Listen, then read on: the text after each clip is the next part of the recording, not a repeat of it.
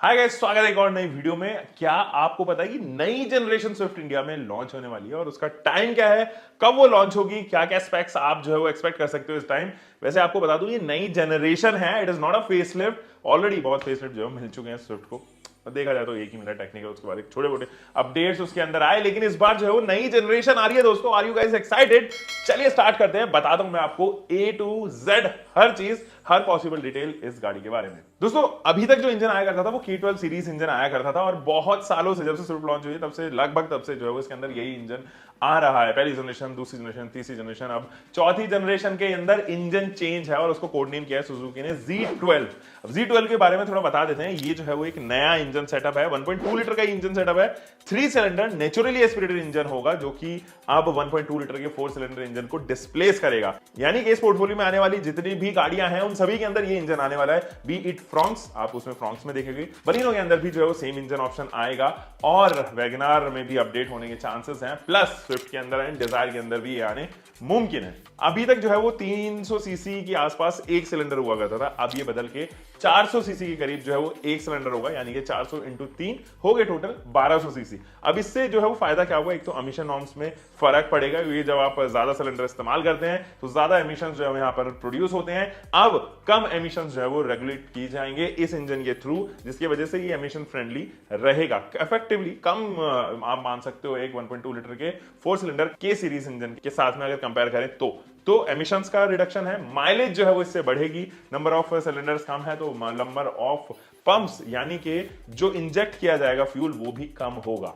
इसके अलावा इंजन का जो वेट है वो भी रिड्यूस किया जाएगा, क्योंकि एक सिलेंडर जो है उसके अंदर से कम हो गया।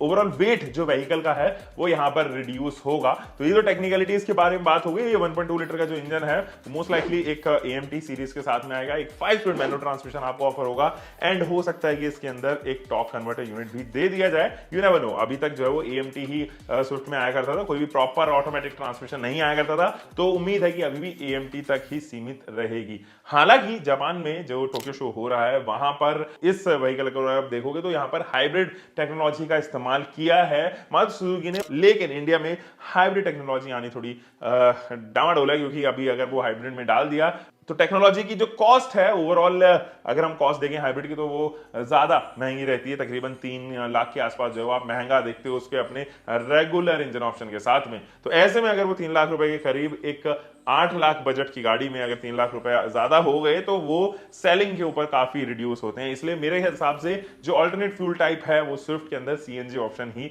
आएगा, क्योंकि ये नेचुरली एस्पिरेटेड इंजन है तो आपको ज्यादा परवाह करने की भी जरूरत नहीं है, क्योंकि टर्बोचार्ज इंजन में थोड़ी कॉम्प्लिकेशन होती है। CNG इंटीग्रेट करने की कॉम्प्लेक्सिटी जो है वो जरूर रिड्यूस होगी।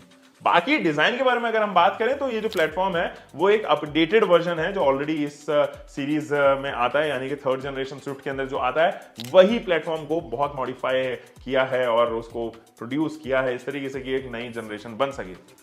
गाइज अगर हम ग्लैमर चेंजेस के बारे में बात करें तो नई हेडलाइट यूनिट्स इसके अंदर आई है। अब कोई पॉकराउंड तो नहीं दे सकते क्योंकि हम टोक्यो शो में नहीं गए थे, बट आपको बता दें कि आपके पास में आते हैं नए हेडलाइट सेटअप, नए आपके पास में बम्पर सेटअप एंड यहां पर जो है वो आपके पास में नया ही हुड आएगा, नए एलॉय व्हील्स ऑफर किए गए हैं, नए ही टेल लाइट सेटअप जो है वो इस्तेमाल की गई है। इनफैक्ट इंटीरियर्स भी कंप्लीटली चेंज हुए हैं। हालांकि पार्ट शेयरिंग अभी भी आपको देखने को नजर आएंगी। पार्ट शेयरिंग में क्या है, आप इंटीरियर्स में देखेंगे तो आपको नजर आने वाला है वो इंफोटेनमेंट सिस्टम जो आप बलिनो के अंदर, फॉन्क्स के अंदर देखते हो, वो फ्लोटिंग डिजाइन के साथ में HVAC यूनिट के कंट्रोल जो है वो जो फिजिकल कंट्रोल्स है वो भी यहां पर दिए जाएंगे। इस बार वेंटिलेटेड सीट्स आने के चांसेस इस गाड़ी के अंदर काफी यहां पर रहेंगे।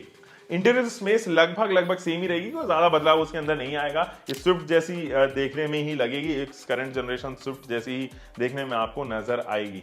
Steering column will remain same. बहुत सारे पार्ट शेयरिंग जैसे कि इंजन स्टार्ट्स ऑफ बटन हो गए या इसकी इवेंट्स हो गए या आप डोर कंट्रोल्स देंगे, वो तमाम चीजें जो है वो सेम रहेगी। इंस्ट्रूमेंट क्लस्टर बदलेगा, बड़ी सी इंस्ट्रूमेंट क्लस्टर आएगा विद डिजिटल MID और हाँ बहुत सारे फीचर्स जैसे कि automatic headlamps, rain sensing wipers, LED DRLs, LED headlamps, automatic AC, wireless charging option may also come, USB-A and USB-C type slots, engine starts off button, passive keyless entry, steering mounted controls, dead pedal, defogger, rear wiper set, ये तमाम चीजें आपको इसी गाड़ी में देखने को नजर आएंगी। दोस्तों ये कंपीट करेगी अपने सेगमेंट में बहुत सारी गाड़ियों के साथ में, जिनमें से आप i20 को देखेंगे, ग्रैंड आइटन नियोस को देखेंगे, टाटा एल्ट्रॉस को देखेंगे, टाटा टियागो को देखेंगे तो वो तमाम गाड़ियों के साथ में कंपीट करने वाली है। इनफैक्ट इसके कुछ वेरिएंट जो है वो निसान मैग्नाइट एंड काइगर जैसे प्रोडक्ट के साथ में भी कंपीट करती हुई नजर आएगी, और आप इसको कंपीट करते हुए देखोगे टाटा पंच जैसे प्रोडक्ट के साथ में भी। If you are a Suzuki fan boy और आपको पसंद है स्विफ्ट, क्योंकि ये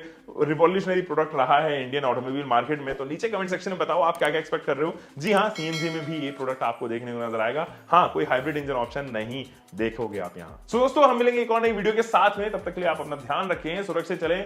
Until next time, bye bye. You can keep doing car, bike, whatever you're having. Drive safe, guys.